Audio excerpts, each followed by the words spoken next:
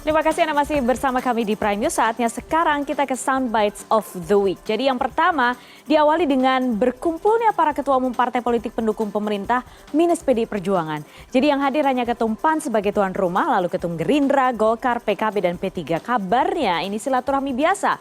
Tapi karena sekali lagi politik itu berkaitan dengan momentum ya. Ada yang membaca berkumpulnya presiden dengan 5 ketua umum partai politik ini berkaitan dengan kekecewaan presiden atas manuver kader PDI Perjuangan yang menolak kedatangan timnas Israel dalam Piala Dunia U20.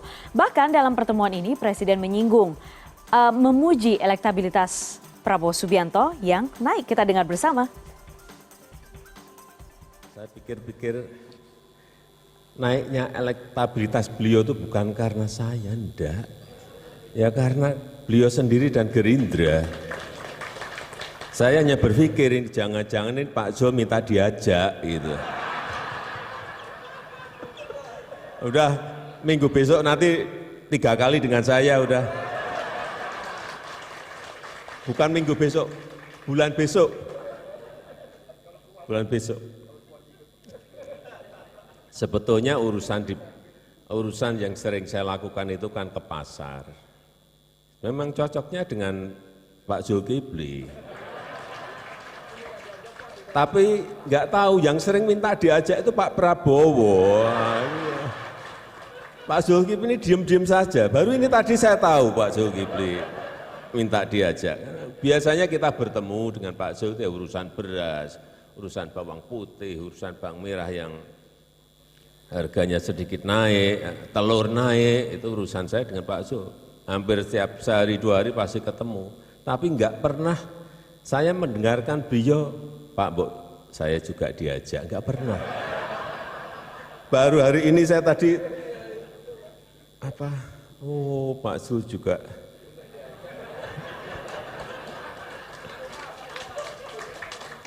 Baru nangkep saya, baru nangkep. Tapi kalau Pak Zul diajak, ya yang lain mestinya juga diajak juga. Meskipun sebenarnya efeknya nggak ada. Nggak ada ya karena beliau-beliau sendiri lah kenapa elektabilitasnya naik. Dan berikutnya yang bikin panas sepekan terakhir, mantan pejabat Ditjen Pajak Rafael Alun Trisambodo akhirnya ditahan KPK terkait kasus dugaan gratifikasi. Ia menjadi tersangka atas dugaan gratifikasi pajak untuk periode 2011-2023. Wow, ditahan 20 hari ke depan, Rafael diduga menerima uang puluhan miliar rupiah terkait pengurusan pajak. Modusnya, ia punya konsultan pajak. Dan umumkan tersangkanya sebagai berikut. Saudara RAT, pegawai negeri sipil pada Direktorat Jenderal Pajak, Kementerian Keuangan Republik Indonesia, dan selaku penyidik pegawai negeri sipil sejak tahun 2005. Untuk kepentingan penyidikan, tersangka RAT dilakukan penahanan selama 20 hari pertama, terhitung mulai tanggal 3 April 2023 sampai dengan 22 April 2023. Berikutnya kita ke Jawa Tengah, geger di Banjarnegara. Pembunuhan berantai yang terjadi sejak tahun 2020 terungkap. Pembunuhnya ada seorang pria bernama Mbah Slamet mengincar orang-orang yang percaya dengan penggandaan uang. Mbah Slamet berpura-pura sebagai dukun yang bisa menggandakan uang. Ritualnya meminum cairan yang ternyata mengandung racun. Ada 12 jenazah ditemukan di lokasi. Padahal dia tipu-tipu itu dukun. Ditipu-tipu. Begitu ditagih dia gelap mata dengan pakai modus operandi yang semacam ini.